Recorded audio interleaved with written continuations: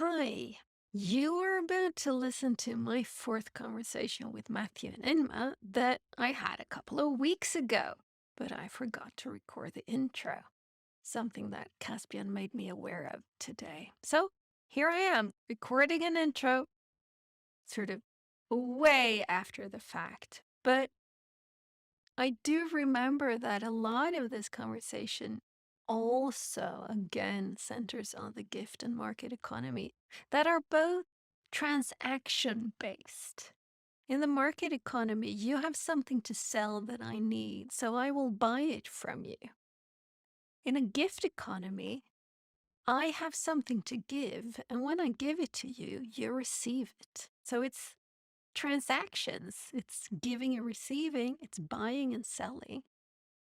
But think about what would happen if we could only do one of those things. If we could either just buy or sell, or if we could only gift and receive, not buy and sell, and not give and receive in the first one.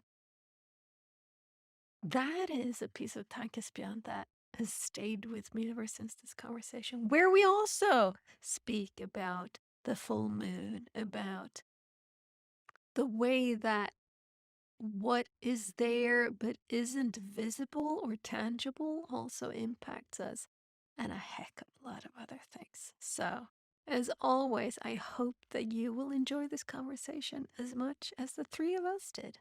Have fun. Hello. Hello. Sorry, my Mm. lighting is a little dim today. I lost a bulb apparently overnight, so I'm in I went shadows. up an hour ago. I went up to lie down on my bed, turned on the bed lamp, and it said poof. So Mm. I had to go fetch a bulb. So maybe it's the full moon. Might Maybe. just be Might just be the full moon or Mm. something. The wolf moon, isn't it? the wolf moon. Yeah, yep. Or the werewolf moon. I'm not Yeah. sure. Been hearing about werewolves lately, but Yeah. Me too. Yeah, because we're recording on, it's the 18th of January today, right? Right. yes, Yes. So all day long. all day long. But by the time this is out, it'll probably be like the next full moon or something, Wow. Mm. because it's probably a month. Um, So, how Nice. are you?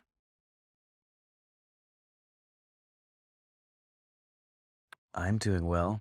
I'm doing well too. Thank you. How are you? I'm doing well too, but yesterday I I canceled stuff right, left, and center.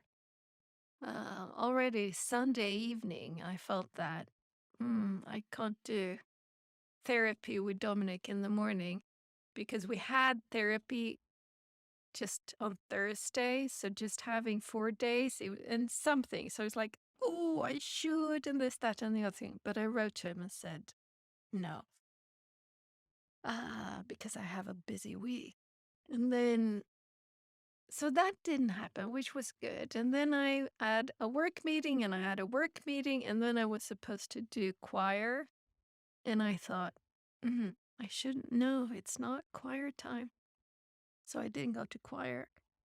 And then I had the first guitar lesson for the semester, and because it was supposed to be last week, but then one of us was in COVID quarantine, this, that, and the other thing. And I went, I have a headache and something. So I texted and said, could you guys meet up and just call me and I can sit from here and join you by phone?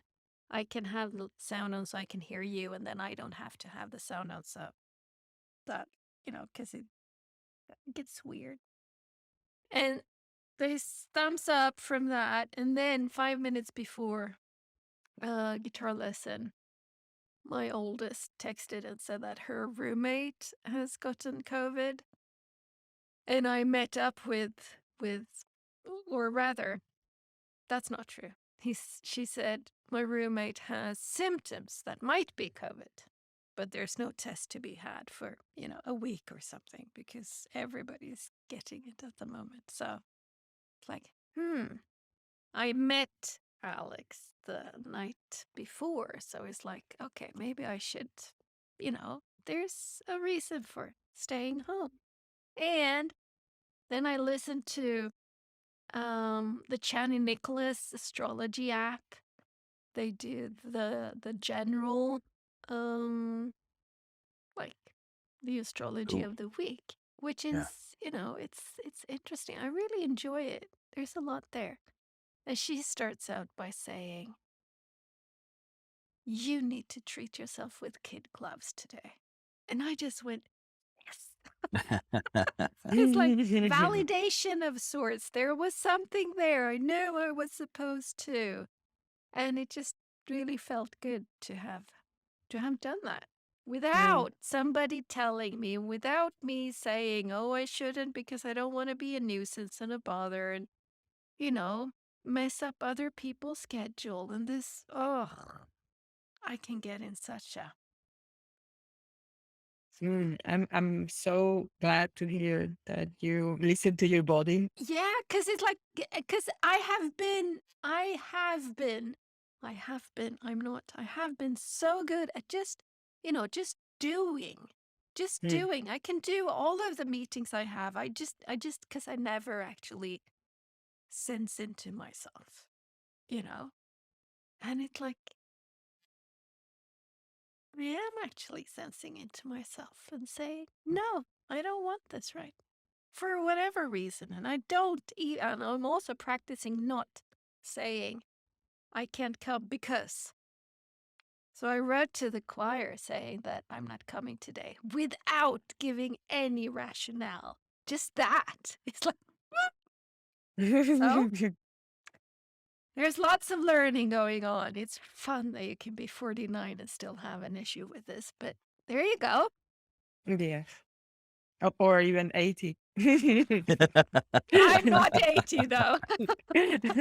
I know. I know. But there are people with 80 that is getting in the shift, so Yeah. never late. No, it's Yeah. never too late for that. True. Which is a good thing. I like that. It is, you know, shifts can come, insights can come anytime. Hmm. Yeah.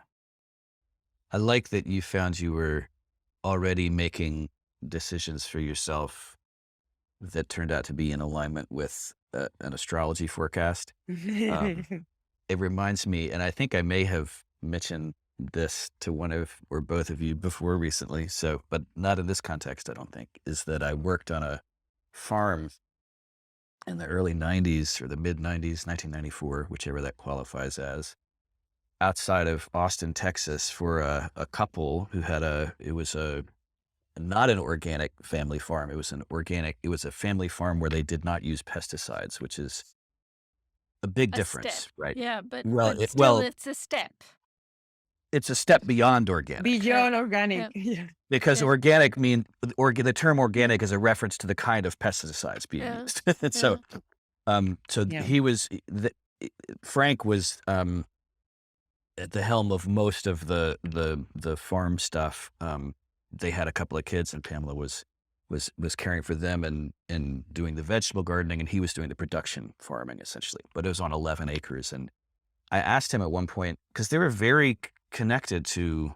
They were both soil scientists, so they had this background with, within firmly grounded in science, and they were very much in tune with the land and with the weather, and so there was this other element as well. And somehow, the question of like farming by the signs, farming by the moon, which is not the same. Like that's not what Chaney Nicholas is doing, and it's also not very distant from that. It's coming out of a different cultural tradition. But and I asked him about that if he ever had any experience or exposure to that, and what he thought of it, and he had said that he knew about it, but he'd never paid any attention to it, and he wasn't like, uh, he said, he wasn't casting aspersions on it. He wasn't saying like, that's a bunch of phooey or anything. He just said, my sense is that if I'm actually in tune with my plants and with the weather and with the time of year and the movements of all these things, my sense is that I'm already doing that. Is that if you track what I'm doing, it's going to probably line up with whatever these suggestions are in terms of if the moon is full, you plant above ground crops, or whatever Yep. the Yep. routine is. And I think that's I just love, as Inma said, like you listen to your body when you're doing that, making those decisions. And I think that that's sort of central to that for me, is that the body is this sophisticated instrument of sensorial information, making meaning of what comes in through the senses, that we don't always translate that into what should I do, but that information is always there. And the more then that we tune into it, the more we can actually align ourselves with what is actually happening in our immediate context. Yeah. Yeah, I totally agree with your friend. It's no, in my experience with winemakers, the majority of them are the same as what's his name? The farmer? Frank. Frank. Majority of them work beyond organic.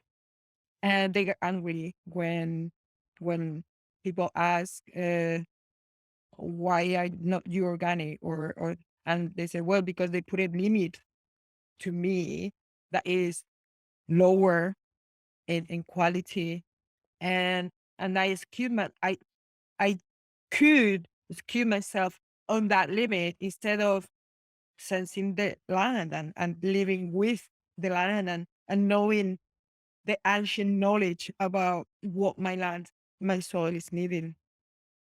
And I remember Ravner especially saying, I was doing my stuff. And then I check, oh, actually, the moon is with me. And no, you are with the moon because it's yeah, so it's quite organic in the sense natural to to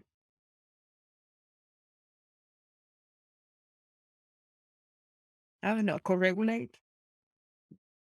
Mhm. That's fascinating to use that term in that Yeah. context. That's brilliant. Yeah. I think that's accurate. I mean, that's I mean, it's the moon is co-regulating with every part of the planet that moves. So we are not more special than that. Yeah. yeah. And for me, it's the past 3 months or something since I had that insight into the nudges of intuition and me not honoring them and just getting this boink on the head going, that was why I was supposed to, Mm, and just so last or Sunday night, just not even feeling like this is a nudge of intuition, right? But now seeing that, oh yeah, that was one of those, and I didn't feel the need to go up and analyze it and does it make sense? Doesn't it make sense? Do I need to justify it or make it, there's a mm, rationale for this there? And I think that's the aspect of it that for me is the freeing one. This is yeah. where I don't have to, like I said, I can send a text to the choir without having to, it's just enough for me to say I'm not coming. Well, it makes me think too that it's like of sequence in meaning making. So there's this social convention which or a perception of a social pressure to provide an explanation. Like I'm not coming because. Um, but that's this external in whether or not it's real is immaterial. Like if I'm feeling that pressure, then it's this if it is not real, maybe it's not external, but it's perceived as this external pressure, right? And so I'm responding to it as though it's an external pressure. And if it's interesting to consider what meaning I might make later if I disregard that pressure now. And so I can just say, like, the answer is no. There's your answer. Thank you. Have a nice day. I'll see you next week. And then not even engage in like, I don't need to know why myself, let alone tell them, right? And it's only because there's this pressure to convey an explanation that Mm. I'm coming up with a meaning and explanation in the first place. But so that to me makes the explanation that I come up with suspect because it's been derived under duress, and so if instead I just say like, am I going to choir today? No, I'm not. Hey, y'all, see you next week. I'm staying home. And then I go about the rest of my day. It might be that tomorrow I find out why. Yeah. Right. And that's not something that I've come up with, but rather that's something that's come to me. And so that's fascinating to me to consider what an imposition on our own process of meaning making or sense making that sort of pressure can be. And like I said, whether or not it's real is immaterial because I'm experiencing it and it's affecting how I act. Yeah. And on the other side of the coin, the fact that you are not giving that explanation to others, it makes them at some point, someone is gonna ask in their mind, well, why she's not giving us an explanation? And maybe it's a seed to the ripple, to move forward and say, oh, I kind of like that. Even at the beginning it could be frustrating for the others.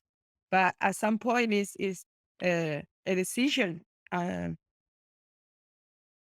listen to whatever is there. And it could be interesting to see how that echo into the rest. Precisely, which is this. This is kind of at the root of everything that is. It's like we all matter. We all have impact. We all influence by what I do and what I don't do, by what I say and what I don't say, about how I say, how I do, and how it's like everything we do has the potential for ripples. And it does, I would even say, not potential, it ripples. Yeah, it does. Right? Maybe there are big waves, very visible ripples, but maybe it's like so small that I won't even know. But like you say, in 5 years, one of the choir members will not give a rationale when she says no. Because there's something finally that ripple hit that beach front and said, oh, it's time. Yeah, it's kind of we tend to, well, human beings maybe tend to think that the shift happens with a breakthrough. Oh wow, I just got it. What shifting now, right? But there is a lot of echo coming before the breakthrough to put you in the position of shifting. So that what you have done could be or probably is part of that echo. That and at some point those colleagues at the um court will realize, oh, uh, if they don't have to think about No. what make them to get there, probably that was part of it or is part of it. Yeah, it reminds me of there's been some conversation around distributed decision making and distributed process and I want to say the dynamics of living systems and like Helena, when you say like everybody's voice and actions matter, and that's because any in a living system, everything is always affecting everything else all the time. Um, and I thought about this in terms of, that's true in a forest. That's true in the biosphere. You can also, I think, take that into the context of one's own life, and one's own day. I was actually listening to one of your conversations with Steve Emery the other day, and you're talking about the person who wants to write but can't find 5 minutes to write, right? And so there's this what came to me in listening to you. You all may have even said something about this eventually, but it was as you were bringing this part of the conversation was coming up. What I was thinking about was how, there's this notion that you can, like, it's worth writing for only 5 minutes. And that's something that may be a hard sell for someone who hasn't tried it yet, right? Because they're thinking a novel is going to take me a long time to write, and that's what I want to write. So what use is 5 minutes to me, right? Um, but it's not just that it's not a linear process, so that it's like that 5 minutes is worth more than 5 minutes, particularly your first 5 minutes. And it's not just that it's exponential as opposed to linear, but rather that it's complex, and that um, if I want to write a novel and I've never written before because I believe that I don't have time, there's also identity staked in that, and there are all these other aspects of my perception and my relationship with my context, both internal and external, in terms of identity, in terms of my daily schedule, in terms of all these different things. And when I chisel out 5 minutes between meetings tomorrow, or wake up 5 minutes early and put my pen to paper, and that's all I got is 5 minutes. The day after that, like, I've just become a writer, first of all, and also everything that happens after that is now influenced by that action. I've taken that action, and that has an impact on every interaction I have with every other person I encounter that day. And we don't, I'm not saying it has this. It's not like, "What's happened to you? Did you just become a writer this morning?" Like, it's not gonna be like that. But this is that we have this, I think, misperception that if something isn't glaringly obvious, it doesn't matter. But because the reality is that in a living system, and even if that's just a metaphor for your daily life, that or if it's not, but that small small actions can have outsized influences, because this it's because it's complex. Um, and I just think uh, there's so it's so useful to realize that, to look at that. It has such a it presents such a different image of what an action means, and it's there's a I think there's this, maybe a questionable quote of John attributed to John Muir, but the idea that when you try and pull out any part of the natural world, you find that it's connected to everything else. And so this is this is a description of a living system, but that's also true for my day and my relationships. Is that, the whether or not I find, if I spend another day not finding 5 minutes to write, that's influencing everything else in my experience and all my relationships. And if I do that for the first time, same thing is true, but it's a different influence. And just I was thinking when I was listening to you that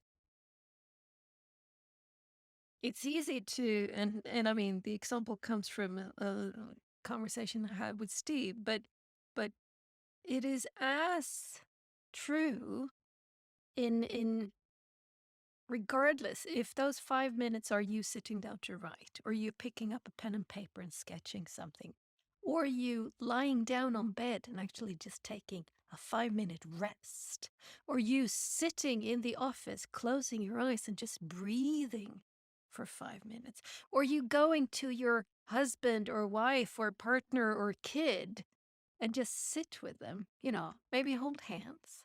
It's like it or step outside barefoot and sit on the stoop with your feet on the ground, right? It's like so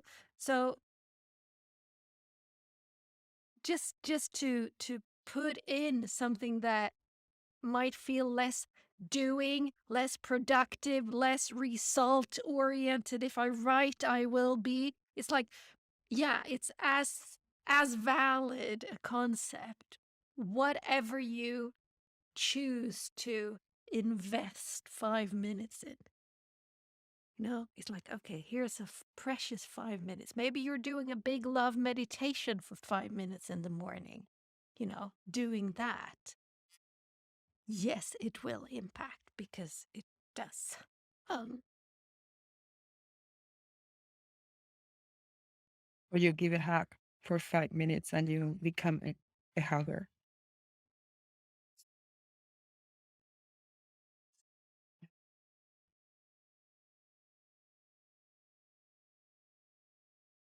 I miss the hugs. I am really getting low.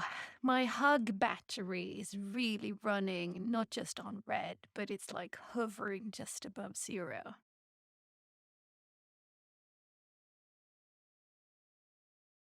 Which is not a good place for a hug battery. It should be way up there in the greens.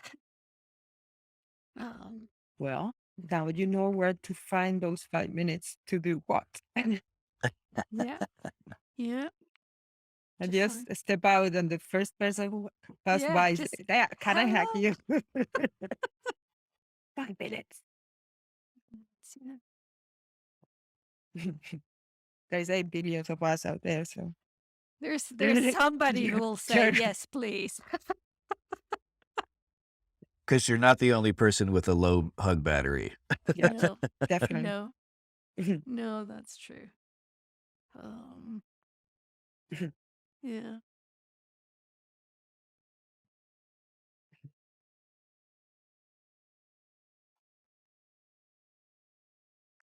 Well, I want to try and make a connection here. We'll see if this works or not. But that thinking about the idea of what wants to happen, and where we just were before the hug question came in.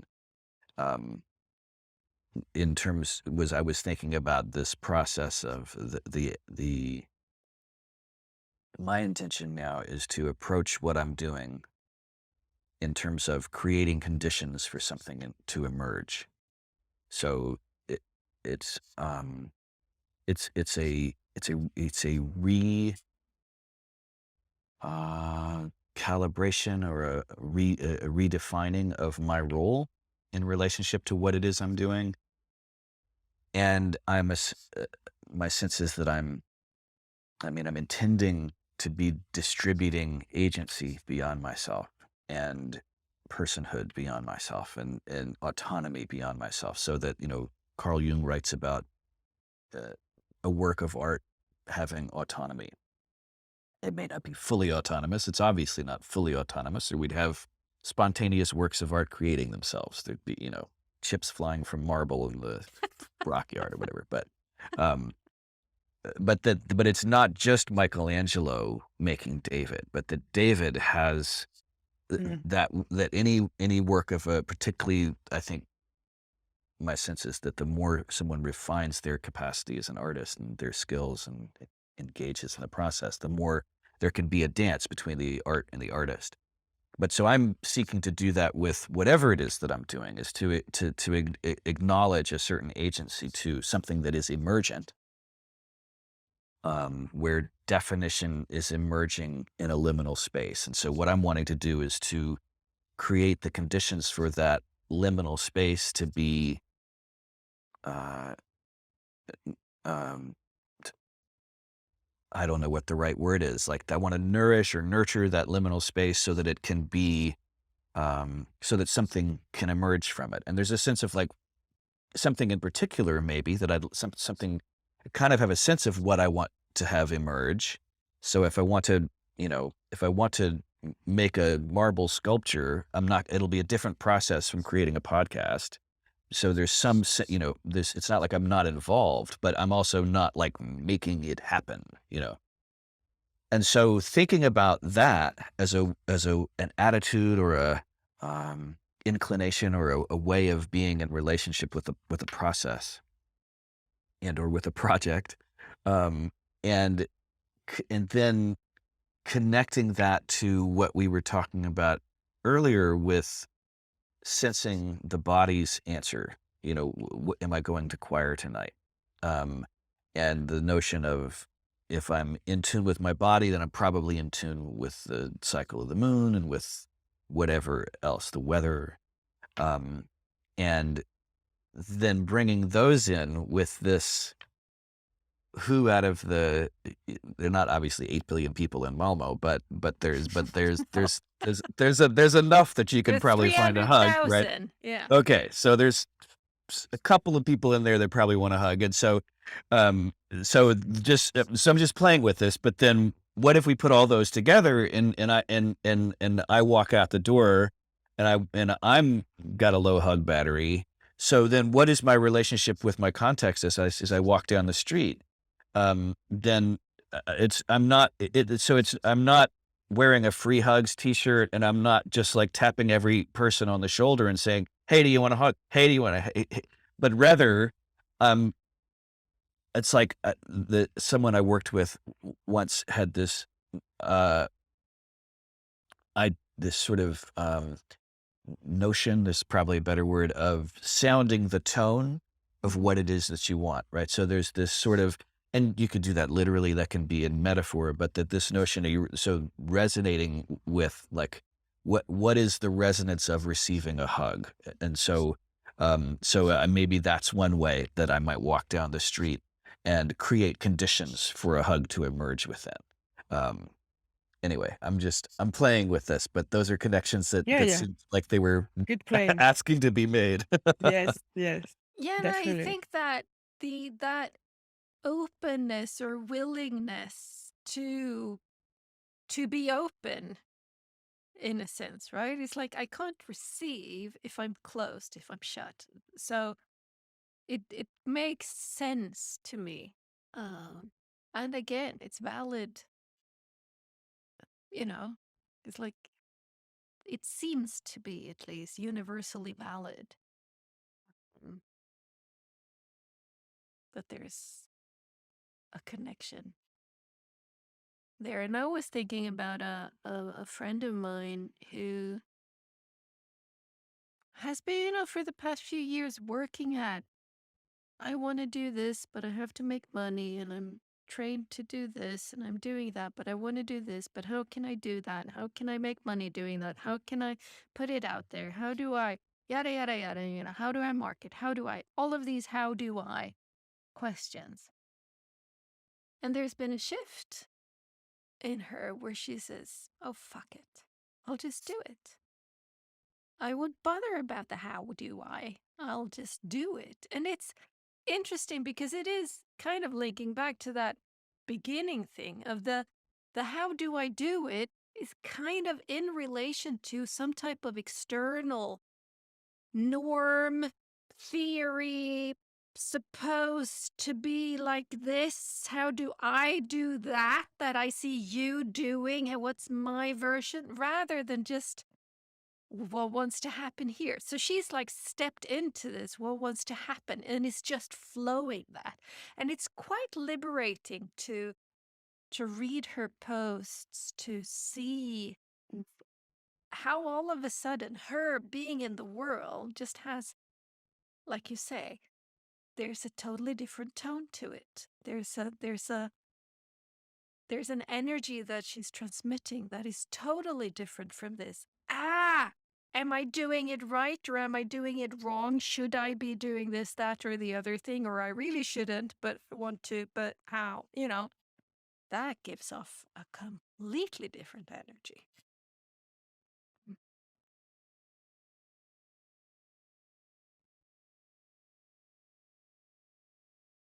Which probably links back to the gift economy.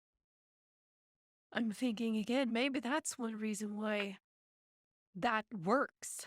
Kind of because, you know, That's the energy of it, and energy will flow. Um, if I kind of barricade myself and put up all of these walls against it, yeah, no, it won't work. It'll have a hard time working, at least, put it that way. There's a necessary, uh, um, I'm having a hard time getting the words I want this morning, but there's a necessary relinquishing of control Hmm. to step into the gift economy. That to me, it has to do with this openness, right? Because if I'm controlling everything, that's a kind of a closed energy. It's a narrowing of potential into like, no, I know what should happen and I'm going to make it happen, or like, I know what you should do and I'm going to tell you, instead of this wants to come through me. And I don't know why. I don't even know what it is maybe yet, but there's something emerging. It wants to come through. I don't know who it's for maybe, but that my job is to put it out in the world and see what happens, see who resonates with that. Um,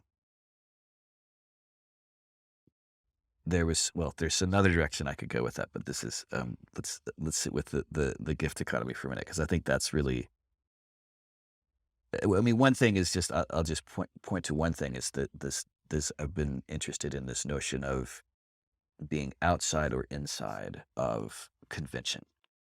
Mhm. And the gift economy, I mean, my experience is that the market economy is the convention in the West and beyond the West now too, of course. I mean, maybe all along beyond the West too, but certainly that's my context, is the West. And so the gift economy is not, it's pretty much outside of the convention, the dominant convention in the West. And so there's some interesting stuff there, I think, as well. But Okay. I have the feeling that the gift economy is this connecting the dot. Okay. It's these hackers that are all over the world, right? And the only thing, because it's not noisy, because we don't realize when it's happening, that is a gift. I think it's more pervaded than the market economy. I think we do give more than buy or sell, right? Mm. It's just we don't put it the etiquette, the label that, oh, I am right now making gift economy. I am in this process of, is the metaverse. The meta process of gift economy is not as clearly shown as it is the market economy. But in any given day, I bet you there is more people giving and receiving than buying and selling. that's a great point. Yeah. And it points to the power of a frame, right? Because I think that this is what I've just been bamboozled by, that you've just opened my eyes to, is that I mean, I've been working with this bamboozlement too, right? As I've stepped into the gift economy, it has shown me, oh, I've been Yep. living in a I've been if I look at my life through a gift economy lens, I've been closer to thriving than I've been increasingly thriving. But if I look at my life through a market economy lens, I'm an abject failure. And so what's real? Well, I mean, depends on what lens you're looking through to a certain extent. But I think about, when you say that, Inma, I think like what comes up for me is two scenarios. What would happen if A or B? What would happen if um, everyone on the planet stopped buying and selling things tomorrow? Mm, And imagine then that. what would happen on the planet if everyone stopped giving and receiving? So two Exactly. different options, right? So Right. what would be a more favorable outcome? That's right. That's right. And I what mean, would be the most impactful, you say that in English? Impactful. impactful. Impactful uh, outcome or yeah. Yeah, what Yeah. would be the impact of those? Mm. Both would be a disruption. Yeah, Yes. definitely. And in a sense, if I just kind of step into that first one, there's no buying and selling, and then I step into the other one, there's no gifting or receiving. My sense is that stepping into a world without gifting and receiving is much, much closer to me. That is like on my naked skin. That is personal. That would be felt, like really felt on my in my personhood, because how the fuck do I then relate to my kids, to my neighbors, to the choir members, to my friends? It's like I was I won't be able to do anything. It's You like won't be able to leave. You I will be won't be dead. able to precisely. It's like so that one is really really close. Whereas the other one more has me out. The other scenario of there is no selling and buying more has the sense of there will be external structures crumbling. It will fall down. The shopping malls and the factory, it's like a crumbling of sense, but it doesn't feel like it's on me. It's not my person. It is something external. Yes, it will impact everything, but I will be able to continue Leave. living, Yeah, yeah, like you say, Inma. yeah, Yes. yeah. Well, and we've Oh, been talking about this as though the only people are humans, right? Yeah, So, that's right. so right, if we consider all Error. the other people on the planet who have never picked up on the market economy, like trees, like fungi, right? And so if we stop all the buying and selling, nothing changes in the ecology mm, of the world. But if we stop all the giving and the receiving, life itself ends, yeah. right? And that's, I mean, this is a thought experiment. We're not, of course, proposing that we try either of these, but it's a way of parsing or of seeing, what's actually present all the time, and how those two lenses. Uh, I mean, I guess my sense is that what one lens is clarifying and the other is distorting. Mhm. Yeah, like one lens is real and the other one is not. Yeah. Or even one is a lens.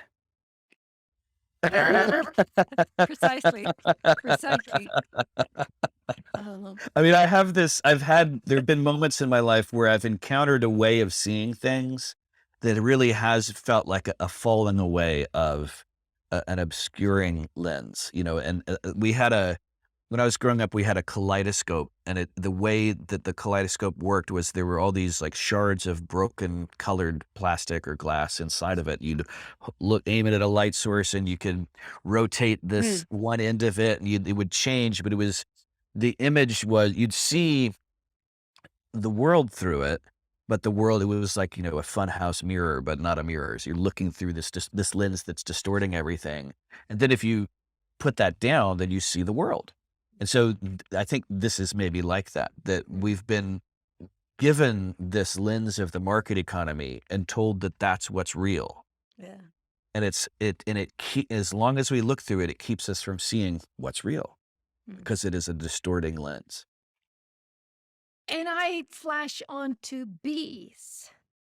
Like there's so much conversation about bees or pollinators, maybe we should say, but like the general public, I think bees kind of signify they're the number one pollinator, even though I'm not actually sure that they are. There are so many pollinators out there, but I mean bees, where the horror scenario that goes around is this thing: if bees were to die, this whatever the virus is called, that goes around killing off beehives, um, in a year or two, like you say, Inma, life is gone. It's like the life that we know is to such a large extent dependent on that type of pollinator. Wind is also a pollinator, but and I've been like, stepping into and out of that question for probably ever since I'm I have a biology major. Right. So probably for the last 30 years, ever since I started at the university, I've been looking at this, and there's a great book by a Norwegian author called Maja Sunde, I think, about bees that is just excellent, and it's now and it's 100 years in the future when there are no bees, and just every human on earth is basically a slave bee because we have to be the pollinators ourselves. It's just really fun, not fun, but it's a good way to shock the system. But thinking about it in this context, it is the market economy buying and selling stuff that I believe is the cause for a lot of the problems that we see in bees. For instance, it's pesticides, it's monocultures, it's, all of those things that we are so good at doing really doesn't sit well with bees. And just plowing, because that means that all of the bees that live in the soil are like, my house is destroyed every season, right? So if we were to shut down that, whoa, happy days. Bees are back in business again.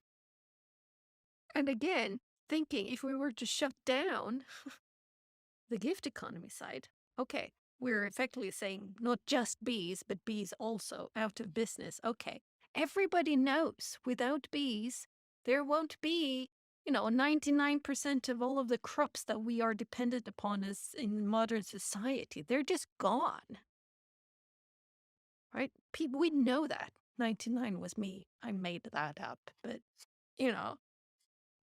So it's fun to kind of put that perspective onto these different aspects and realizing that, Scenarios.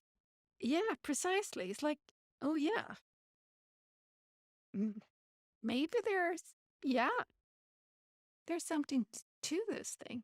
And then I struggle personally not to go into that. But how do I then? Sending an email to or a text to the chorus saying, I'm not coming today. Yes. Yes. Thank you. Because I think that's That's the like, connection. I mean, that is where precisely. the lanes or no lanes, the no lane are is to see the gift economy, to Yeah. see all the gifts we give and all the gifts we receive every moment of the day. To see them, to see them first and then appreciate them, of course, but at least to be aware of them.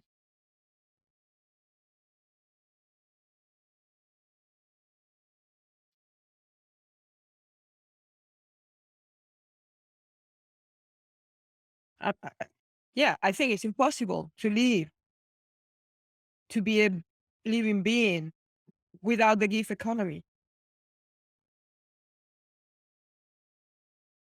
Well, I'm reminded of what Dave Snowden said recently, that which I had been misquoting. I listened to this is a conversation he had with Nora Bateson, and he said the gift economy is an indication Mm, that you want to be in community. community. I And love I'd been that. hearing originally I'd heard that as an it's an invitation to community. Maybe it's both, but in terms of what he actually said, it's an to give and receive gifts is an indication that you want to be in community. And as I've uh, framed it, probably borrowing this frame from someone else, but I can't remember, is that um,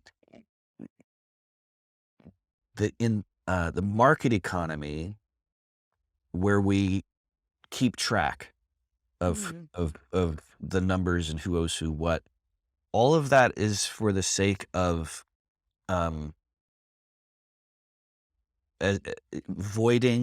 avoiding both connection between people, Mm, so that mm, when I order a pizza and the pizza is delivered, I pay for the pizza, I give a tip, and we're done, right? Like no social contract between me and the person who delivers the pizza, who made the pizza, who owns the pizza store, because I've got my pizza, they've got their money. Now, if I stiff them, if I give them a counterfeit $20 bill or something, then like, yeah, they're going to come back. Like now there's a connection between us, but it's, you know, it's not, it's not the kind of Maybe social that's bond it's we, not a neutral. right? balance. Yeah. Yeah. But, um, but if I love making pizza and I make a bunch of pizzas and go and hand them out on the street, and I don't like, it's a gift. If it's truly a gift, then there's no expectation of return. Right. And so, um, because that would make it a transaction or an exchange. And so, um, and this gets tricky when you're living in a market economy and seeking to participate in a gift economy, because I think that there's a sort of like perfect or ideal or archetypal way of doing the gift economy. And then there is how you navigate gift economy while still needing money to pay for food, because you live in the world of a market economy. And so, um, I have offered things in the on a economy basis. And well, it's interesting because I actually have offered them without any expectation of return. I have invited a gift in return, and received gifts in return. But there's, I guess the discipline or the practice is in really examining my intentions. Is this something? Am I willing to do this if I don't receive anything? And that's sort of the litmus for whether or not I'm actually showing up true to this ideal of a gift economy. Um, but that within a gift economy, the purpose of giving and receiving is to create and develop social bonds, which when distributed creates a social fabric, otherwise known as a community, right? This is why it's the indication. And so it's the opposite. I mean, it's not exact opposite, but it's on the other end of the spectrum, or it's a very it's a starkly different way of doing things. It generates I think it generates opposite results. Is that we have increasingly, and look around you. What are the statistics on depression? What are the statistics on suicide? What are the like, and are we living in a market or a gift economy? And so, particularly, of course, I know the last 2 years we've been weathering a pandemic and extenuating circumstances all over the place. But even before that, um, this has been, social woes have been increasing. They haven't. The market economy is not making things better on that level. But we're not measuring that so much as we're measuring GDP or et cetera. It's interesting. This will be episode 43, I think. Yeah, 43. What will be episode 40? Me and Andy go into the gift economy too.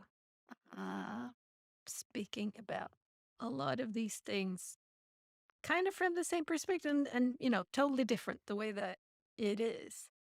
Um, but it makes me realize how much of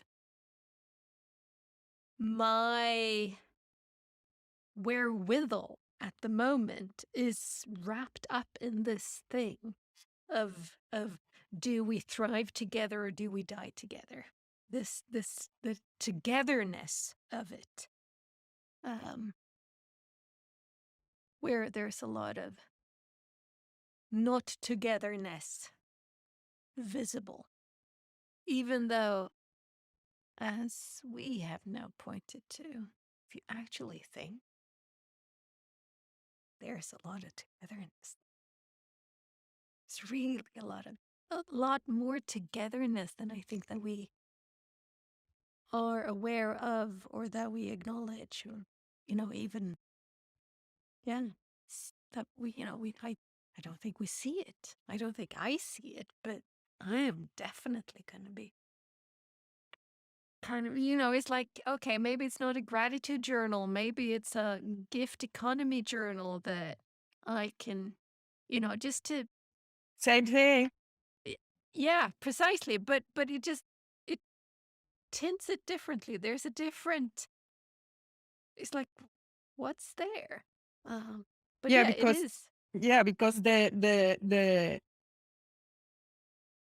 the journal, you say thank you for uh, whatever is given to me, and in the gift journal will be thank you for what I given to the world. Yes. So the Yes. double just Yeah. Yeah. The other side of the coin. Well, I'm thinking back to what you were pointing to a friend of yours, I think, talking, stumbling across this, like, how do I, like I want to get there, but I'm here. Like, how do I actually make that transition? And I mean, it resonates with me. And for me, the gift economy has been a part of my answer to that question, a part of how that question, it's not like I answer a thought up. It's how I've been finding my way. Because I don't know, but I have been just doing that. Um, and um, I don't know where I was going to go with that. I'm just thinking about surrender again and sort of this relinquishing control. Um, and again, in terms of, that's, I found that is like a cost of doing business in the gift economy, to use a funny term for that, but, or metaphor for that, but that, it's also in terms of creating conditions for something to emerge. There's also that letting go of control. Um, and so it's been I mean, and for me, like it's been, I've been in a situation where the way that I make money to survive in a market economy has been, uh, deleterious to my health. And I won't go into the details of that. It's kind of nuanced. It has because of my trauma history and all sorts of various things, but that's been the situation. And so I've needed to escape this way of making a living, which I can't remember who it is now who recently I was finding who were pointing to that as an obscene term. Um, okay. And so, yeah. Um, so there's been a particular motivation for me. I've had a need to escape this, and it's, uh, moving in the direction of the gift economy has just been what has been most resonant. Um, and I can't say it makes sense because I'm still like certainly it depends on whether or not you're looking through the market economy lens, whether it makes sense. Of course it doesn't through that lens, um, but I've just been engaging in this way of being, this sort of, baseline process of just showing up in the world and giving what I have to give.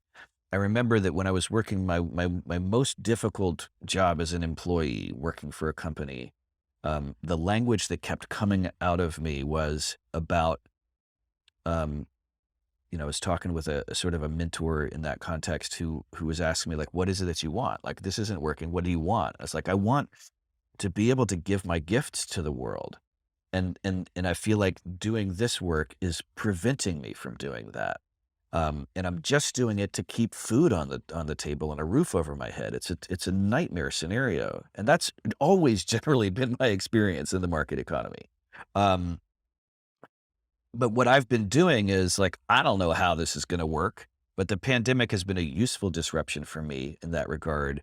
So that what has made the most sense is for me just to focus on giving my gifts to the world and to give them like, I mean, you will be getting a bill for my appearance on this podcast, Elena, just to let you know. But that, I mean, of course I'm joking, but if we didn't have a gift economy, like, I mean, we wouldn't be having this conversation if we stopped giving and receiving, right? But this is Yes. not a market economy context. And Yeah. that's been true for my creative work. That's been true for, all of these things. And I still don't know. Like, I'm still not making there's still I'm still having to rely on a market economy gig to put food on the table, and I'm still moving away from that, and so something's gonna have to give at some point, and I'm just surrendered to I'm doing what it feels like I'm supposed to do. And I don't know what's gonna happen. I can't know what's gonna happen. I can't make it happen. This is again creating conditions for something appropriate to emerge. So when you say relinquish control, what do you mean? What does that mean for you?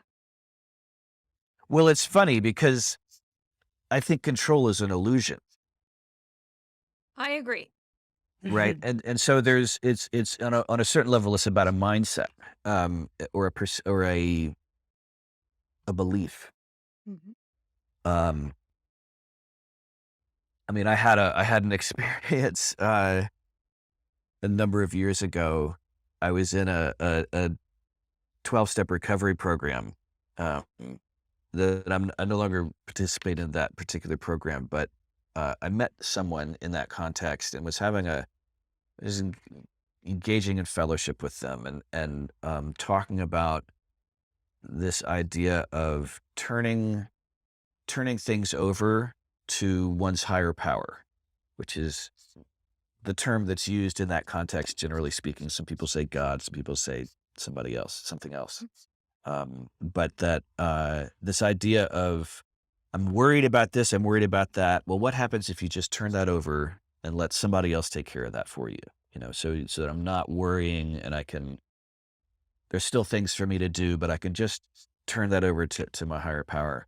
And this person I was engaging in fellowship with had said, well, what happens, they said that they were looking into just turning everything over, just like, not just like my rent this month or, you know, what's happening at work or whatever, but like, what if I just like all of this, like it's yours now. I'm just going to wake up in the morning and do what I got to do. But I'm just turning everything over, all the outcomes over to higher power.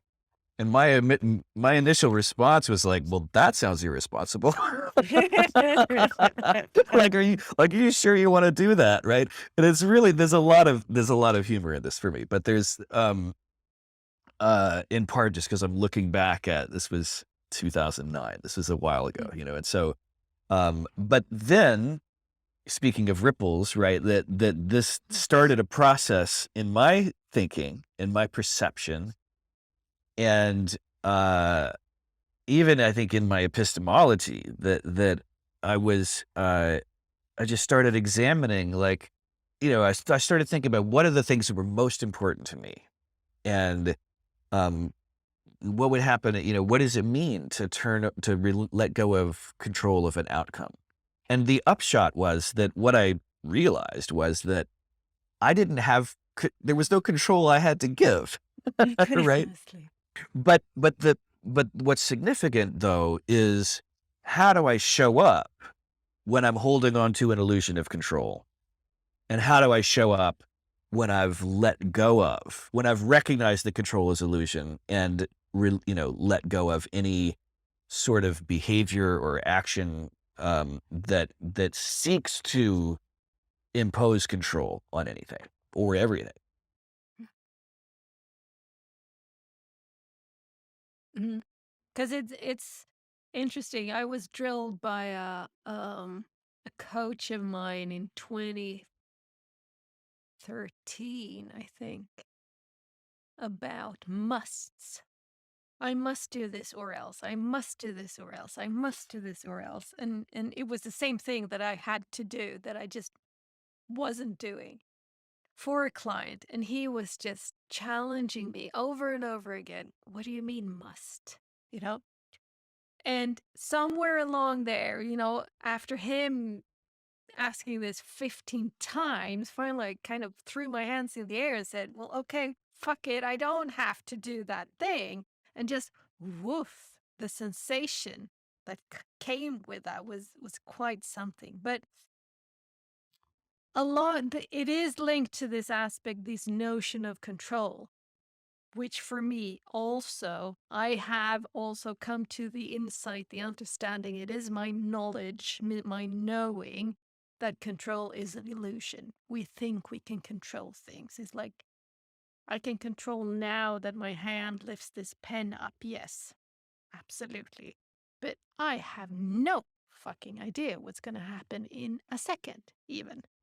I just don't know because the power might go out. Or, it's like, I don't know. We don't know. We don't have control. We can say what's reasonable, what's probable, you know, probabilities. We will continue talking for an hour, Do we know? No, we don't know. We can't know.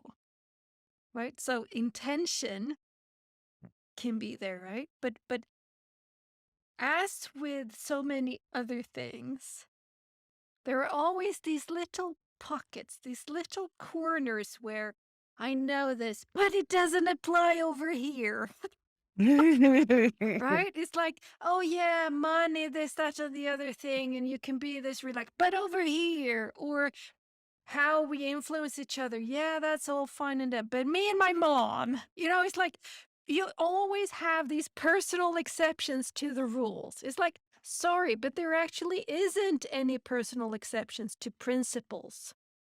To principles of gravity. There isn't any personal exception. I don't have a harder time with gravity than you do, Matthew. It's Uh, like it doesn't apply, because unless it's there. unless unless you're an advanced practitioner of transcendental meditation. Yeah. But sorry. I'll shut up. Yeah, or if you're in a rocket ship going, away. It's like, okay, yeah, but those aren't, it's like, it's not a personal exception in a sense, right? And control is the same. It's like, yeah, I know this. And then there are these little pockets where, oh, I have the hardest time relinquishing my belief about control, which it truly is, because it is a belief. It isn't there. It just isn't there.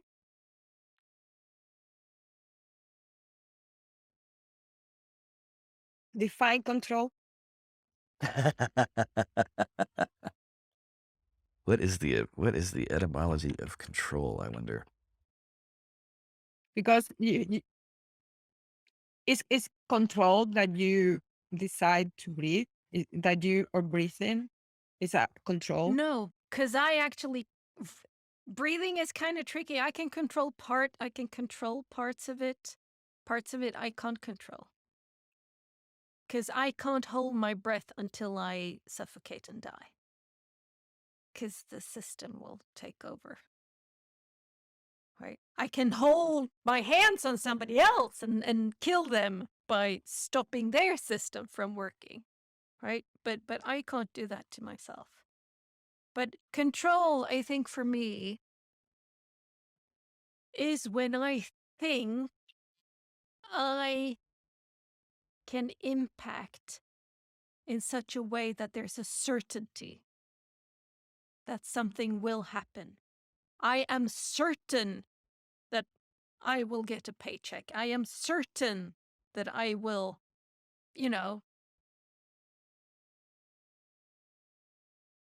I will meet up with my kid. That I think that it's given. That's, I think, it's when I think that there's a given. And there are givens. The sun will rise, but it's not on account of me controlling it. Okay. That's mine. What about you, Matthew? Well, I mean, it's it's like treating reality like a mathematical equation. Like what, if A plus B, then C. And it's, I mean, so what, in terms of the illusion of it, like what the easiest example is coming out of that same context of what I was just, talking about turning over, letting go of control, turning over outcomes to higher power was this. I had a dog at that time, and my dog was that was the dearest relationship to me. That there was a lot. Uh, well, I'd been through a really difficult relationship, an abusive relationship, and that relationship with that dog was a there was a lot of salvation for me in that. Like there was a lot of resource in that relationship, and so I was, and the dog was like 9 years old. So, and a small dog, so likely to, you can sort of expect they live maybe 15, 16 or something. You never know. But like I was concerned. This is one of the things I didn't want to let go of control of. Like to like give that away was like, I can't afford to lose my relationship with this creature. And, um, but then I was just like, well, I mean, like, what, how exactly am I influencing I mean, I'm feeding her every day. We go for walks. I do like I show up in Yeah. that relationship in a way that's conducive for the good health of us both and her continued survival and so forth. She was dependent on me as a domesticated animal in a human context, all these things. But, fact of the matter is, I didn't know at the time, but she had a malignant tumor in her spleen. And by the time I found out, it was even if there was surgery, it was not gonna she might live for another year, but her life would be miserable, right? I was not willing to do that to her, we just let that run its course. But so that's showing me the illusion of it, but the sense that I have control over that is that somehow my actions are determining the outcome. Mm. And there's certainly, I think it's true that they influence the outcome, but determination is something different. Mm. And that's what control is about, I think, is this notion that I'm determining the outcome of something. Yeah. But coming back to your answer to your friend that that is a irresponsibility. So it's right. The opposite is that is my responsibility. It's my responsibility to not control.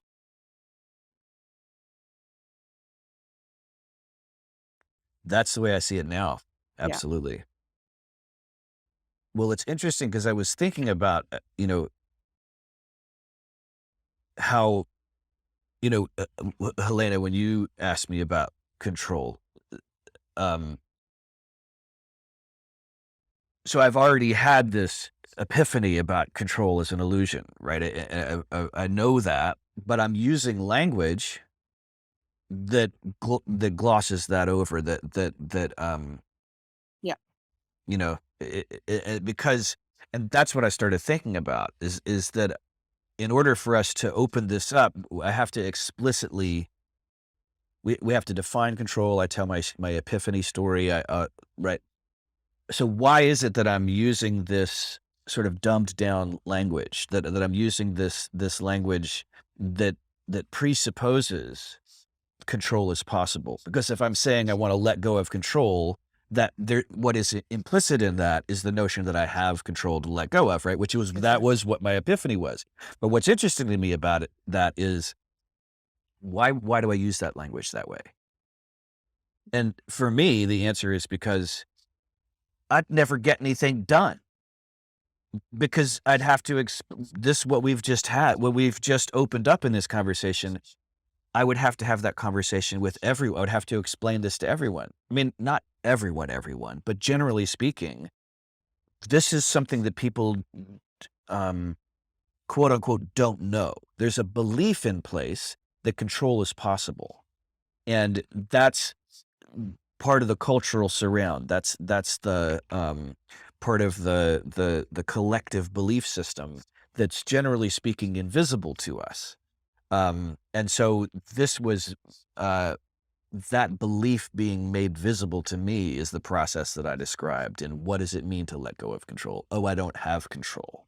But that was, I mean, I don't know how much of that was my own construction and how much of that was received opinion, how much of that was just what the culture provided. And I was just like, okay, you say that's the way it is, so it is.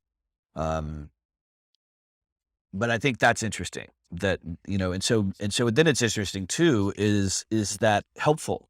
Am I, it's not my job to go around waking people up, but, uh, but maybe it's also, maybe there's something like almost inherently codependent in that of like, oh, no, I can see you've got a hangover, so I won't be really loud, like it's not my fault you have a hangover. Like, what the hell?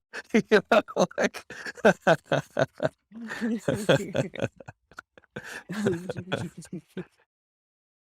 But I mean, it's this aspect of the language and how it can both be very, very helpful and dupe us totally. It's like I have another one of these insights I had kind of along the same period of time as the must and control thing is this fact that you can't make me feel anything. I make me feel by reacting to you, which does not, again, I have to say this every time, does not mean that I condone you being an asshole. You know, that's not it. But if you are, it's on you, first of all. And I still have choice. I still have agency of how I respond to you being an asshole. Right. And I want to. So That's when it control. comes to, no, well, no, for me, Okay. it's rather just being like using language in such a way that I don't paint a false picture, that I don't say, Inma, you just made me angry. I say, I got really angry now, you know? Okay. Okay. Just so that, because again, if you listen to music, we've had this conversation, I think. It's like, you make me happy, you make me feel whole, you make me everything, this, that, and the other thing. It's like, no, I do when I am in relation with you. And your point here, Matthew, to the word control and relinquishing control, kind of the same thing. Is there a way to actually not use those words, and still convey the same thing, but coming from this Yeah. more correct, I don't know, way of describing it or pointing to it in More such a sense real. that Yeah. precisely that is like, it's actually more accurate in a sense because it is, you know, comes from me, this, that, and the other thing. Um, but Yeah. relinquishing control, when it comes to control, I'm like, because it's easy to shift from you make me angry to I got really angry now. That's an easy shift, even though it's taken me quite some time to rewire myself. I think I very, very seldom blame anybody else for what I'm feeling anymore. Um, but when with control, it's like, how could we come up with a way to say this that has the same kind of that more accurately portrays what it is that you're pointing to without duping people or without confusing people so that nobody knows what the fuck you're talking about, because that's not very helpful either.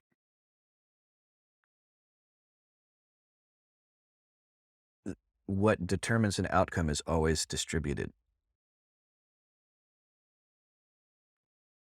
Come again. Okay. I- What does that mean? at least in the context of a living system. Mm. Um, what are we going to talk about today? Who's in control of what we're talking about? I'm coming at this sideways. I know, and I'm not sure where I'm going, but I'm just thinking in terms of acknowledging the illusion of control is like the threshold here. And I'm gonna adjacent to this is what when you're talking about responding to people, and you can get into sort of a circular thing with control in terms of interpersonal relationship, right? And the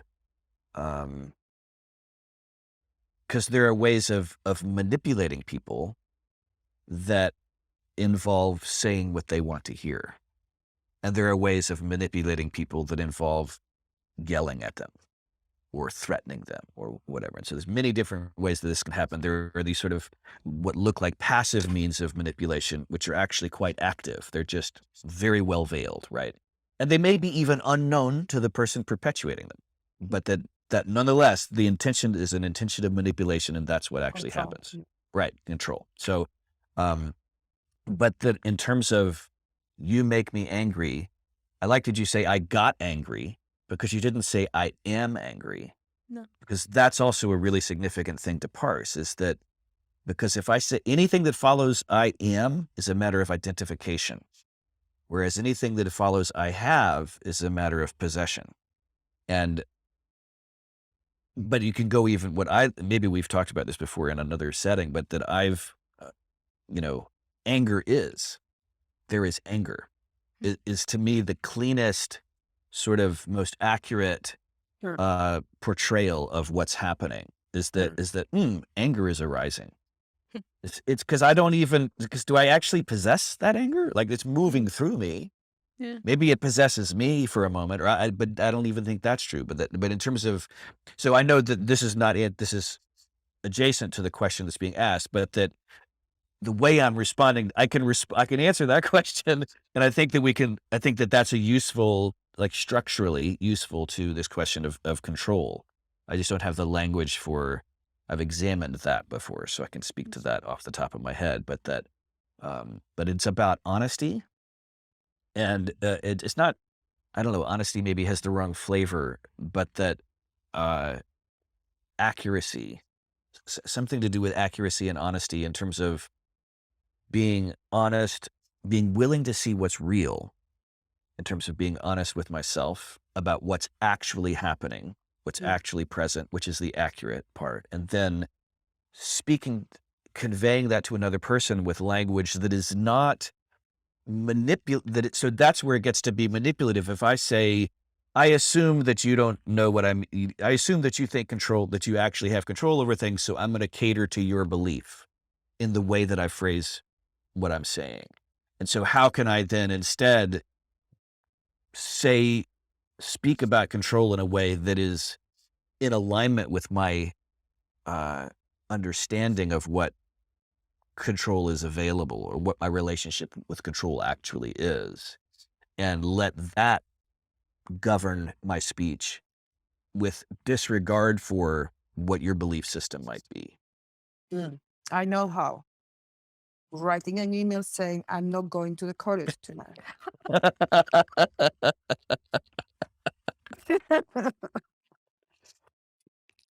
It's there. It's the same. I think we are, it may be a part of the path, but it's part of the process to get to being aware. But it's just part of the process to use the language, control doesn't exist or it's an illusion. To use that language may be helpful in the process or in the beginning of the process. But the same with gig economy and market economy. Say market economy is what the word did you use? The construction, the market economy is the real thing, and it's in the West. Is how we live, but it's not real. Right. Right. So I want to step out of market economy and living in gig economy. No, you are living in gig economy already. Yeah. Be aware of that. When you are same example, control is an illusion. okay, you can use those words if we want to at the beginning of, or Yeah. to uh, at the beginning of the journey, to be aware of that. But then at some point there is a that is out of the question, and you are aware, and then you just send an email saying, I don't control what you think. I don't want to control what you think. I'm just gonna say to you a decision I made because I know my body, or I am in conversation with my body. And the The, control part of it, it doesn't even appear. It's just not there. can you shift the the one that is on your mic? There you go. This, Inma, is your superpower. You are you rock the metaverse. It's like you are so good at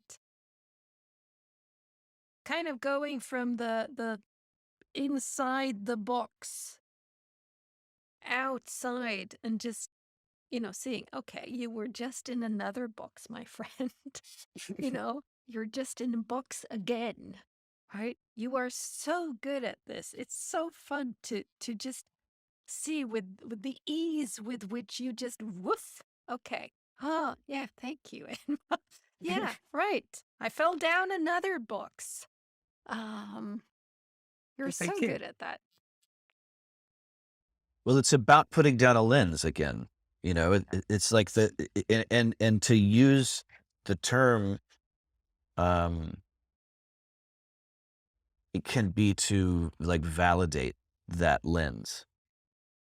Mm. And I appreciate what you're saying. Like in the beginning, you're sorting it out. You can, but once we get past the threshold, then why are you using that term? Like, yeah, let's just let this falls away. That's, why would we carry dead illusions forward, right? And so just to, Mm. Mm. because it privileges that frame if we keep using that language. And the whole point is to leave that frame behind. Yeah, and that is the system that we need is really porous. Porous, you say that? Like the membrane is not is porous, Yeah. and uh, that is organic, right? We use the word organic as we use control. Oh, it's brilliant. We have so many organic farms now. They are converting more and more and more. Well, actually, you are just controlling. So it's subtle, but it's everywhere. So when we try to delay, we were at the beginning we were like how the ripples, the echoes, yeah, we are in that phase still that we need those things. We need to say control is an illusion. We need organic farms. We need, yeah, we are there. But the idea or the journey has to get us out of there. The same as the journey is gonna, not has to, is gonna get us realizing the gift of breathing in and out. I'm giving and receiving my 24 hours a day. Right? That realization is where we are going, and that's gift economy. But again, it's part of the process, I think.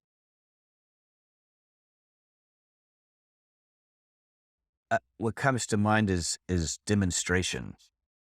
Okay. Um, this is like just another angle, but or maybe another way of saying what you're saying. I think it is that, um,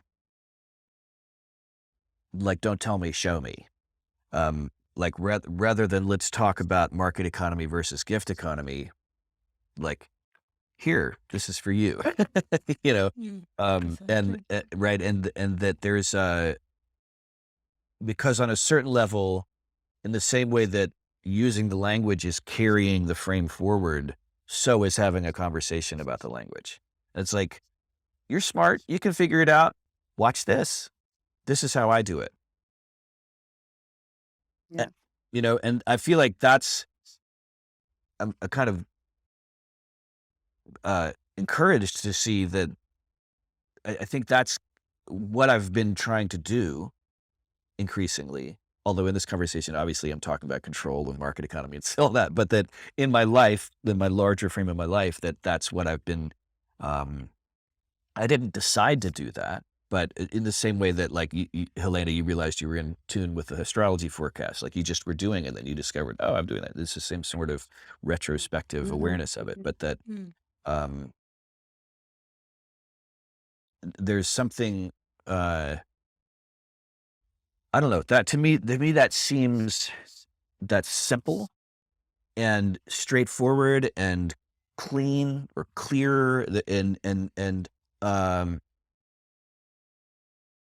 there's no, uh, it's sort of stripped of all of the accoutrements of the old frame, like, so instead of, because there's also this sort of, if I'm acting like I need to convince you of something, I'm giving you power. I'm saying, I'm saying that, right? I mean, that's in the equation of another my way of relation. controlling, no? Yeah, exactly. Yeah. And so what if instead I'm just like, well, this is the way it looks to me. Like, it looks to me like this is the path. So I'm going to take this path. You can do whatever you want, but I'm going this way. And that there's a gift in that. There's like positive and negative gifts in terms of not good and bad, but like, I'm active and passive gifts. Like, I'm c- I'm um making a path, or I'm leading the way down a path that exists, either or both, and I'm letting you be. Like, I'm Mm. leaving you to your own decision, to your to trust. Your judgment's fine. You'll know what's good for you. Just because it's good for me doesn't mean it's good for you. But this is what I'm doing. And then I'm modeling, like, you don't have to follow the crowd. You don't have to do what received opinion tells you to do. You can tune into whatever sort of um, somatic epistemological resource you might have developed for yourself, and make decisions according to that. But none of this is me saying, let me tell you how I made this decision. Let me tell you the frame that you're using that's wrong, and let me any of that. But rather, because that's none of that is in alignment with, that's just like, it's resistance, it's a drag, uh, it's like the sandbags in a balloon, right? I mean, it's, if I really wanna, it's just slowing down my progress, and beside the point, essentially. I Yeah. get a I don't know if this actually does connect, but I connect it. I just finished reading Where the Crawdads Sing by Delia Owens because we have it for my gifted book club tomorrow night. And in it, the female protagonist um, doesn't know how to read and write, and she comes across or she comes across somebody who starts to teach her how to read and write, starting like the basic man dog. It's like you can do that. And then coming to this really long word. And the beauty of it was a long word is just, it's just many short words. You don't need to be afraid of long words. It's not harder. If you know how to read dog, you know how to read hierarchy. It's like it's no different. It's the same principles at work. And that's kind of a little bit, I don't know why I kind of sink to this, but it's this belief that, and I'm probably really guilty of it, this belief that we need to dumb it down. We need to make it so. And that's one of the beliefs that we have that, oh no, this is a long word. This is a hard word because it's long. It's like, why is it hard because it's long? It's a couple of more letters, but that's it. If you know the alphabet, it's not an issue, right? So that is a helpful frame for me too. This thing that we don't have to make it so, put all of these words on it, like hard and difficult and stuff. It's like, what if it isn't? You know, it was just, ooh, all of a sudden, there's a lot more room there too. Which in essence, is what I experience physically when you say, "Oh, I have an example." Typing a letter to the choir saying, "I'm not coming today." Oh yeah, you're kind of taking away this hardness from me, this difficultness, this image I have of it has to be. How do I? Well, you've just done it. It's like just bringing me back home to that simplicity of it. Um, Yeah. It reminds me, we are reading the braiding seaweed. sweet Sweet grass. Sweetgrass. sweet grass. Let's see. That would be a good book, though. Yeah. It's a good title. And the three sisters and how they interact with each other. And there is a moment she's talking about, it's not like the beings is telling the other two, oh, I'm going to help you here. I can help you. I can help you here. Or it's not like the core is saying, look, because I am in this form, I can help you there. It's not, none of that. There is not that relationship of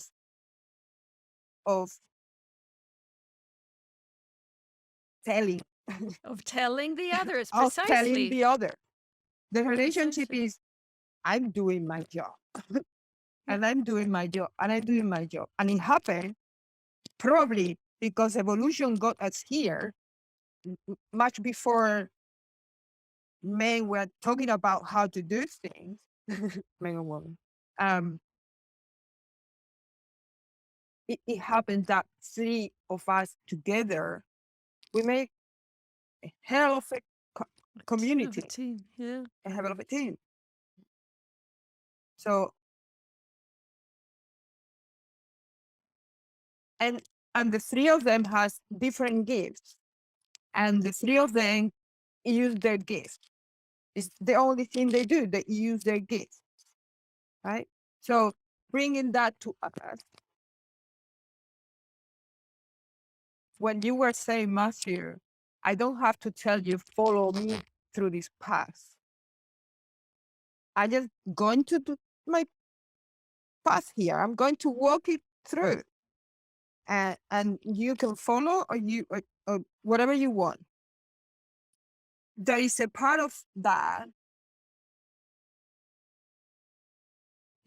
I have my intuition tells me that it will work when everyone is aware of their gifts. Mm. When everyone is able to recognize, to know their own gifts. And then when you walk your path, you won't have to tell the person what with me, because that person will be walking his or her path too, and the synergies and the community and the system, the living system will work. Mhm.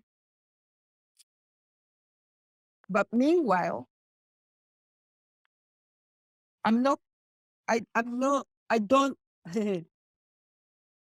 the transient path to that. I don't know if,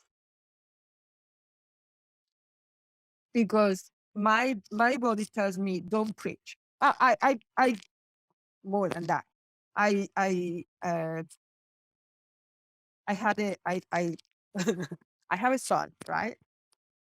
And I followed that principle of not telling what to do to my son.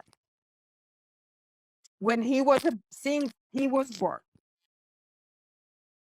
many people around me were like, but you have to, because you need to show him, tell him, teach him. And I'm like, I don't understand that, right? But it's complex. It's simple. For me, it was simple to make that decision when he was born. He's another person. He's not me. He's not part of me. He's another person. So I don't have to tell him what to do and how to be the me, because he is the, right? The system that we live in makes that relationship much more complicated, because we tend to, because the culture tell us to do that, to tell them, because you are the adult, and that's the culture. And then makes things complicated, because then we forget that, okay, so is he me, is I am him, and in which point there is a rupture there that not natural, because it's when she goes to university, or when she goes to live with another, and then there is that rupture there.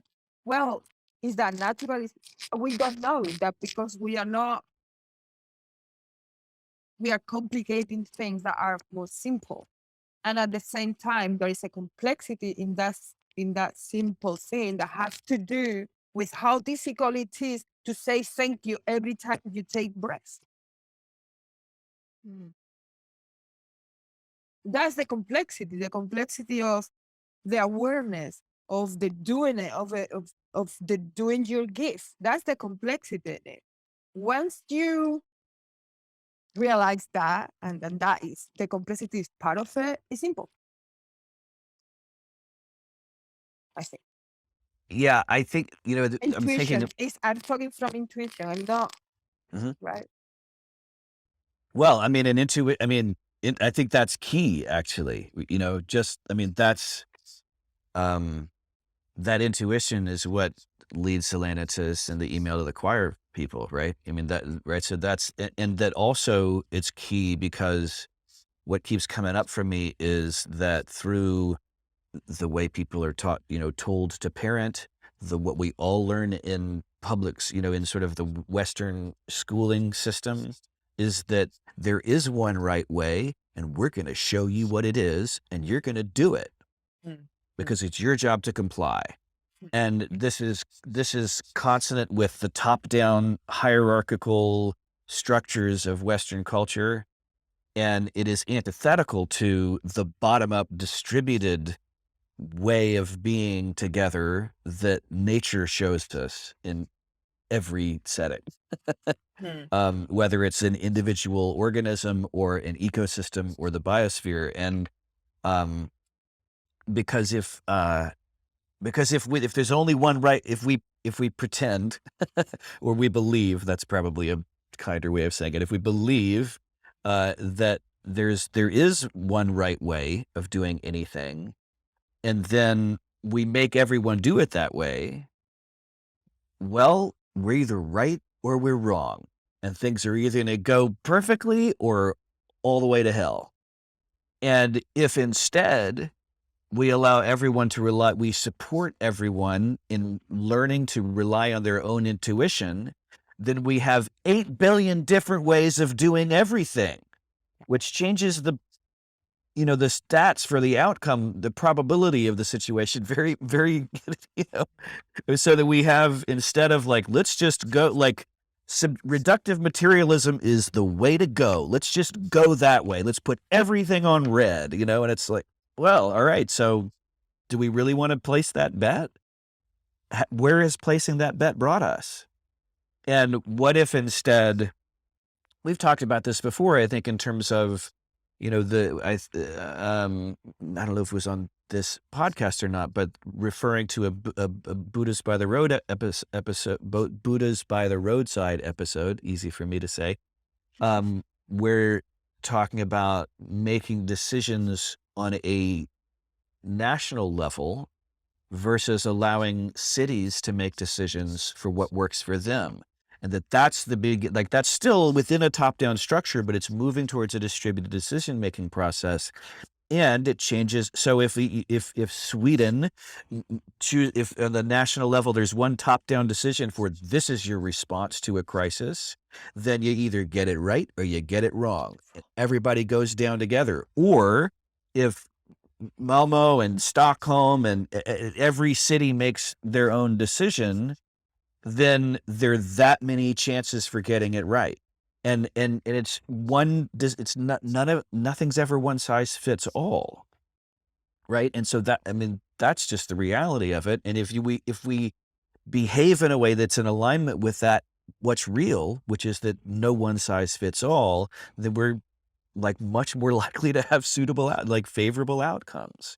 Yeah. And I think that this intuition piece is really key. Like we're talking about what is we could say, what is intuition, right? I mean, we could define that too. I mean, my sense of it is that intuition is it's not an additional sense. It's more like a summation or there's a better word. There's a more appropriate word than more nuanced Is term. the right part of the brain way of sensing. It's taking in all. It's so that there are multiple inputs and a whole picture that they form. Mhm. Yeah. So it's right brain dominance, Yeah. so it's left and right hemispheres in play, Mm. but that the whole picture is what the intuition is, perhaps. Yeah. Yeah, Mia Reddy in episode 39 speaks about this, speaks about how we have this tendency to monoculturalize ourselves. And you can look at it from within a family, within the neighborhood, the city, the nation, the company, the organization, the state, Europe.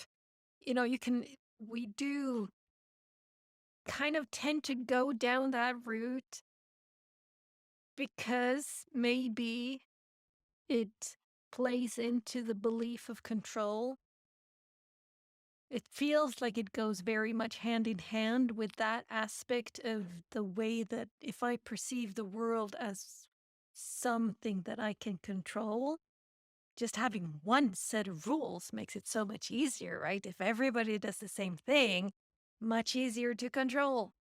But like you say, it's also very, very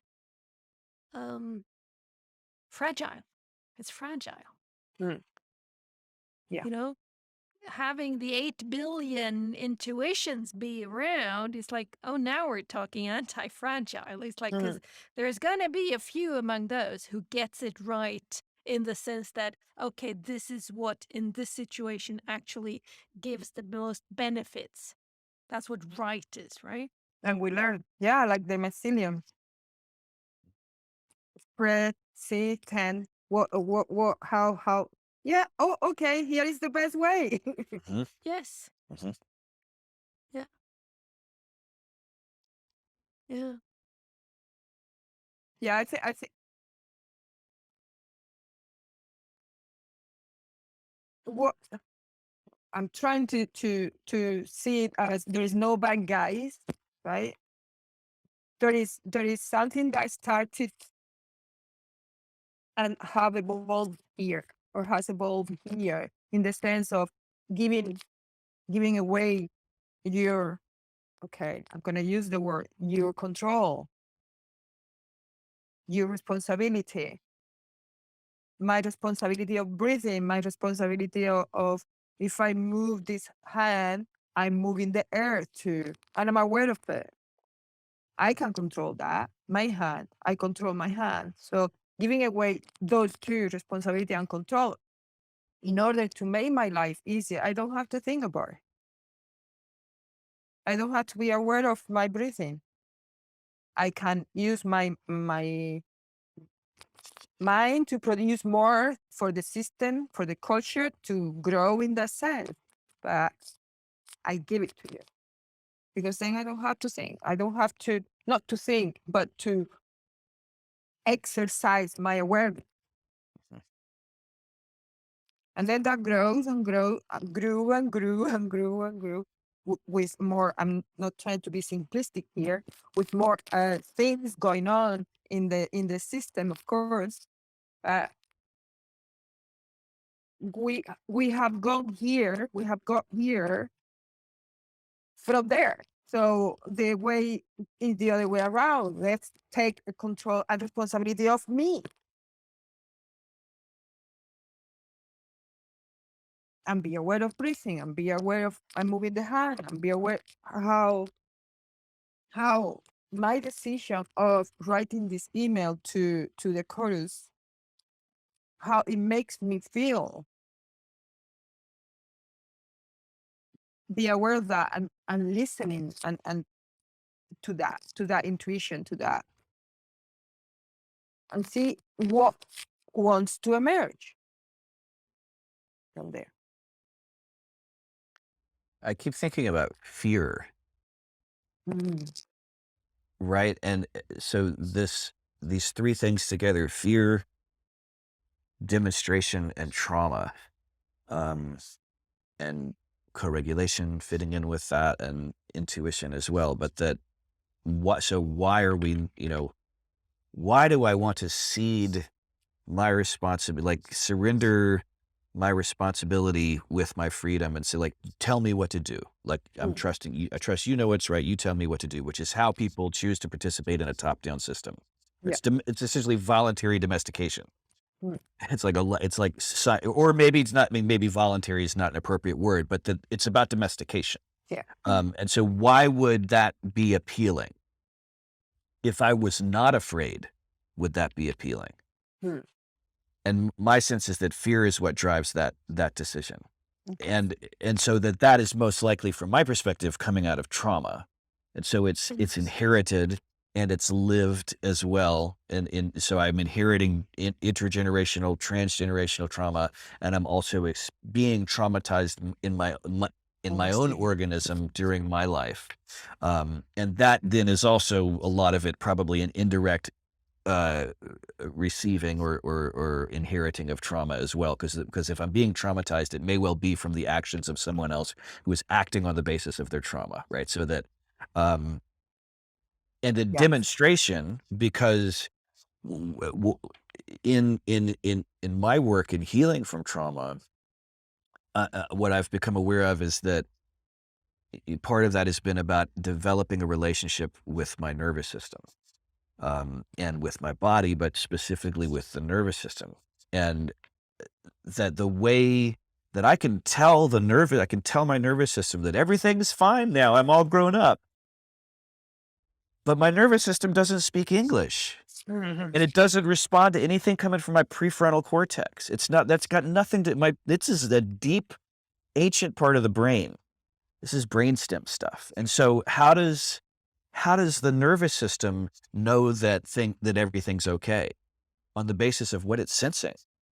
And demonstration is how it learns what's changing or what has changed. And so if I encounter a situation that is associated, that my nervous system associates with a past injury, it's going to respond as to a threat, because that's how it keeps me alive. The better chances of surviving if we know this is dangerous because it was dangerous last time. So the smart thing to do is respond to it like it's dangerous this time. Because if it's not dangerous this time, no harm, no foul. If it is dangerous this time, we're ready. But of course, over time, that gets to be a burden, because that the smell of that perfume is no longer actually an active, there's no actual threat present. But my nervous system is always going to respond as if to that original threat that scent of that perfume was present for. And so the only way that's going to change is that I encounter that same scent and the outcome, and I'm able through relationship with my nervous system to negotiate a different response by lowering the stakes of danger, and then the outcome is favorable. That it turns out that it's safe to encounter that trigger without a threat response. And if I can do that again and again and again and again, and we do this by titrating that just a little bit at a time, that then the nervous system experiences by that demonstration. Okay, I can retire that as a threat trigger and behave differently. And so this is, I mean, that's a whole thing unto itself. So I don't want to go any further down that road maybe, but that I'm just thinking about how do we, we're talking about crossing thresholds in this conversation, right? So so that in terms of crossing the threshold, that's something that comes into play. And I actually think it is very helpful because when I hear you, I'm thinking about people with allergies, where sensibilization, where, if you're allergic to cat or grass or pollen or whatever it is, it's like you can go to the doctor and get a titrated amount, tiny amount to start with, but every week and for many weeks, you get this thing so that your immune system, as it were, rather than the nervous system, Right. learns that, okay, it's not dangerous. I don't have to go all in, all hands on deck. It's fine. I won't die from this thing. And over time, okay, now I can breathe in air where there's cat or pollen of this, that, or whatever it is, right? So, and I think that's something that I think many people know. So understanding that actually the nervous system works exactly the same way is very helpful. Because whatever it is that I fear, whether it be, I've seen so many parents terrified of their kids, running out on the street. It is a fear that I have. I can learn to not respond as aggressively to that threat because chances are that, it might happen, yes, but it might not happen. And I can be more, Chances you are know, that your son stops in every corner, check it out, and keep going running. yeah, I experientially. yeah, you know that. Yeah, precisely. It's like, so it's, I think it is very helpful to point at this again, because I think we've pointed to this before too. Um, and all of my beliefs are the same, I would say. It's like all of the beliefs I have are ways, or I've learned them, I've inherited them, I've picked them up in some way, and I can shift them in the same way that I can train my nervous system, in the same way that you can sensibilize your immune system, sensitize your immune system, whatever the term is. Yeah, to make trust available for the nervous system, for the immune system, for Well, and I want to say, I'm going to object to the word train. okay. That I haven't been training my nervous system in healing from trauma. That's to me, that's a control connotation. I have developed a relationship with my nervous system in which I recognize its autonomy, I recognize its agency, I recognize it's an equal partner. We're different. It could do things that I can't, and I could do things that it can't. And that the way that healing has happened is that relationship has been developed, and we have been negotiating And there is in that trust. relationship, and the trust has had to be developed, and in the same way that it would be when you meet a new person, that all of that, but that it's not just a matter of respect and honor, but just of reality that, again, that's sort of like the frame of training is illusory, I think, or it's the same kind of distorting lens that we, Lens. right. Yeah. Um, Yeah. Because this telling to this neighbor system, you now have to do this. That's training, right. right? Yeah. When relationship, it it comes, it is become Yeah. becomes, right? Because I never trained my son to not run in the street or to stop every corner and check. It wasn't trained. I trust him when he was born that he knew what to do. So in my relationship with him, when he wasn't running away still yet, right? I trust him that if he, in a way that he was learning on his own, the where he could go and where he couldn't. Like I think we talked here about the taca taca, I call it. We call it in Spain the thing that you put baby in and walk. Yeah. We talked about it in our first episode. Yeah, I So think so. that's, I don't trust you can learn from yourself. And that's a way to have to yell afterwards in the street, don't run. Yeah. I'm scared that you are running. Of course you're scared that you are running. You even don't trust yourself that your son or your daughter is gonna, you don't trust yourself. How can you trust her Yeah. or Yeah. him, Right. right? Uh, So There's demonst- it, it, bec- it starts with oneself first, and then when the baby is growing in the okay, it starts there too. The trust. How can not you trust in your baby growing in your inside you? You have to, because it's the only one who knows how to do it. Yeah. Right? Well, there's demonstration in that too. It's a different take on demonstration, right? In terms of modeling, right? Like that if I'm demonstrating trust in myself, then those around me have access to that as a model. So if I have children, my children. And it's a perfect example of pregnant women where society also tries to control to such an extent that you shame people because you're not supposed to eat this, you're not supposed to drink that, you're not supposed to do that movement, you must not do this, you must not do that. It's like, whoa. And it's like, yeah, it's just, Mm.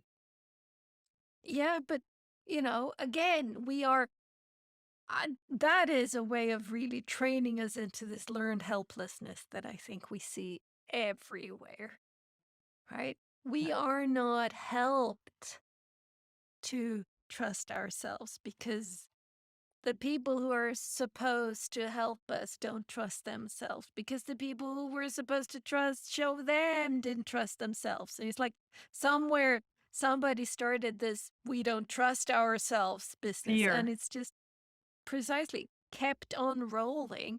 And that might feel really, really hopeless. But again, you can step out of it and it is possible. And when you do, you heal generational trauma and you,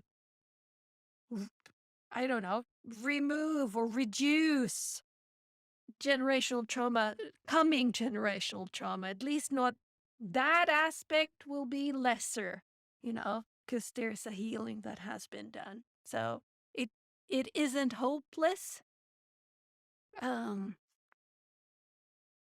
Yeah, that's another aspect of the the ripples, the echo, the resonance. It's not just that it's happening now here. It's how resonant with the past and how will resonate with the future.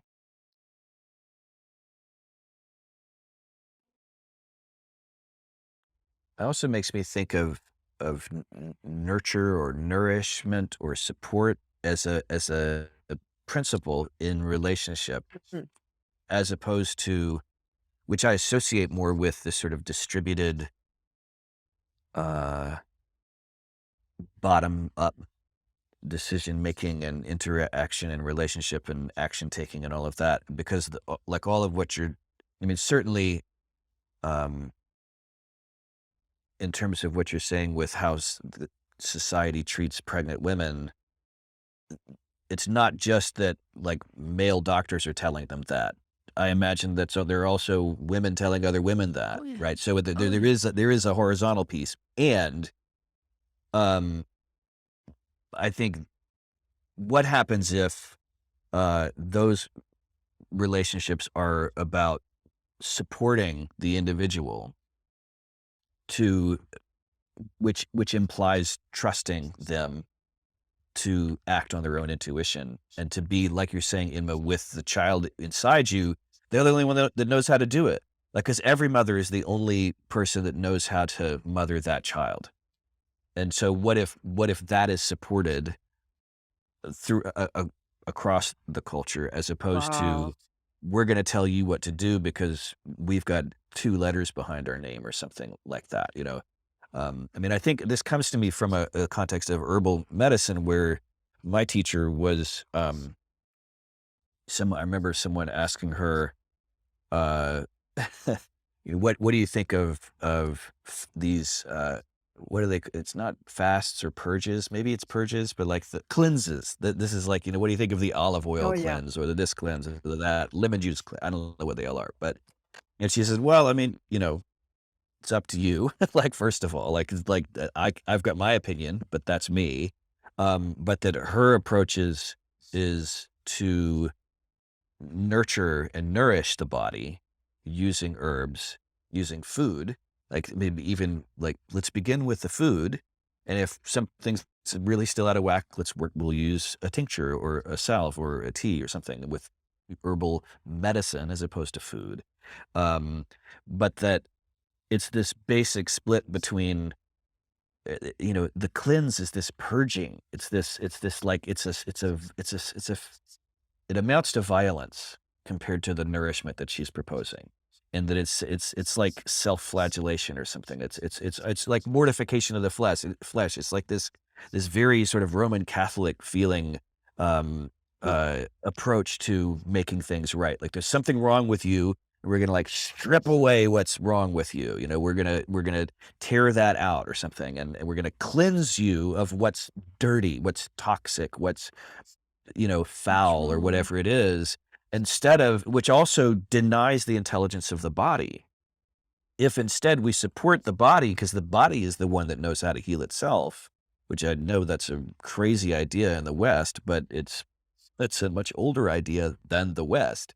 And so what happens if we nourish the body and demonstrate to it that we trust it to heal itself, and that we're there to provide any support that it can't provide itself by feeding it whatever we feed it. And like, what if, so that's where I'm coming from with talking about this in terms of pregnant women, is that, what if that's the way the culture treats pregnant women, instead of saying like, we need to treat your ignorance by telling you the right thing to do because we've got the answer, and it's a one size fits all answer, so it's easy for us to just Yep. distribute that and like enforce it, Yep. you know. Yep. Except it's so interesting. In Sweden, you're absolutely banned from eating like dessert cheeses. You know, Really. French women do not hear this. Please don't. So it's like, what's really dangerous here isn't really dangerous in France. So it's again, there's this, okay, in this country we have come to this understanding. Let's show our control in this way. And then it has different types of flavors based on and like anathema in France to even consider the fact that you wouldn't be able to eat, really good cheeses just because you're pregnant. Like so. Yeah, Oja toast for you. it is uh treating or boxing pregnancy as sickness. Yeah. Yeah. this whole Busy week. medical model of focus on what's wrong. Mhm, mhm. Like that's the logical extension of that mindset, right? Is that here's this this is the way life continues. Let's treat it like an illness. Yeah. When you're a hammer, Yeah. Yeah. That's the way it turns out in many, many ways. But again, luckily it doesn't have to. You can find all sorts of tools in the toolbox if you just start looking, because they are there. allow them to present themselves even. Yeah. Mm. Yeah. Like that. Yeah. Hey, friends. Time to wrap Wonderful. it up. Yeah. Time to wrap it up. Yeah. It's for today.